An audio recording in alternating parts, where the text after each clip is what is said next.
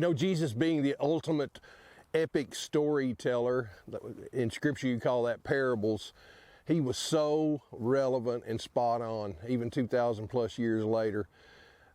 Today, I want to ask you something. Do you till, no-till, plow, or just sling out your seed? Now, I know it's getting late into the year for us to be talking about planting seed possibly, but just think about last fall when you planted your ryegrass. How did you do it? And as we dig into Scripture, it really does make a lot of sense what Jesus had to say. Jesus said, basically, when people hear about Him, when they hear His Word, and when they really, really start to think about what's going to happen on the other side of their last breath, their heart is kind of like soil. And He said there's 4 types of soil. But before I go into that, I just want to say this. I know from experience, I'm not a good farmer, but when we planted and we have slung it out, and go with me down this path, but when you sling out seed and you just take a broadcaster and you just sling it out there, right? You know what I'm talking about. Some of it's going to land on the road, right? And it's going to be hard as a rock. Some of it's going to land on these old rocky parts, and the soil ain't no good. There's going to be some of it that lands in the right spot, and it could be this. And look at this good dirt. Look at this. Look how pretty that is.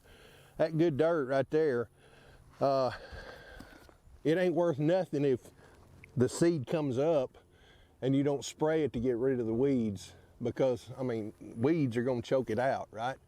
But watch this. Jesus said, when a man's heart is like this, it's good soil, and it's tended to.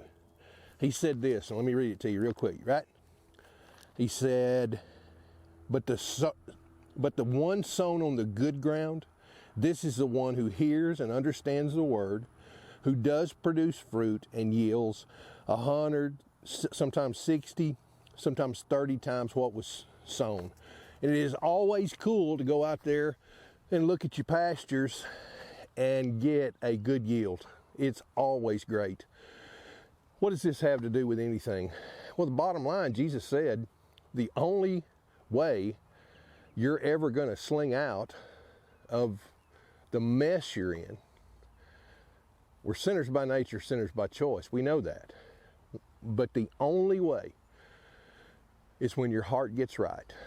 And folks, I understand there's a lot that goes on.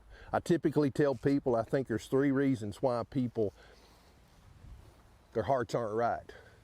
It's pride, a fear sometimes what giving their life to Jesus would do. And then others, it's just simply a matter of procrastinating and putting it off.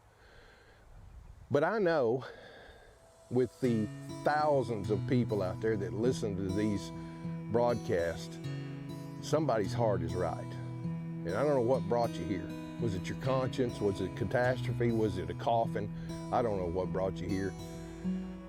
But if your heart is right, if your mind is attentive, and you're ready to invite Jesus into your life, bottom line is don't wait. Right now, from wherever you're at, if you're driving, you don't even have to stop driving.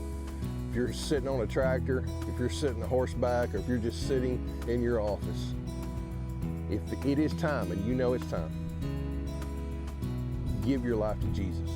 Just simply admit what you are and ask Him to forgive you, and ask Him to change you, and ask Him to help you follow Him as best you can. If your heart is ready and your mind is attentive, that's the bottom line.